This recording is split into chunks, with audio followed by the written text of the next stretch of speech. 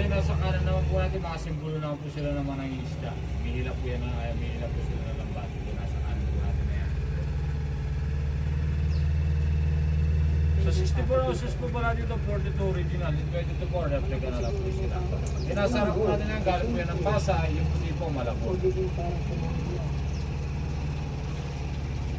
Ay mga kasi nyo po nasa kaliwa po natin yung oblation po pala ng UP, akta po pala yan ni Guillermo Tolentino.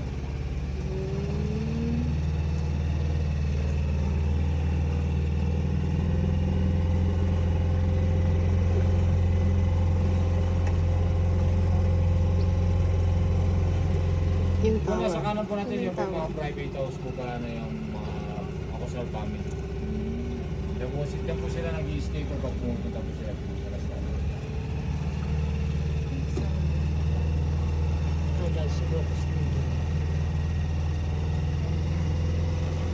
Ito po pala Plaza Guillermo po dito sa kaliwa po natin, tsaka po yung bahay po na galing po ng Candaba, Pampanga po na yan. Yung mga walang access na tulay na pupunta po dyan, Travolta po siya.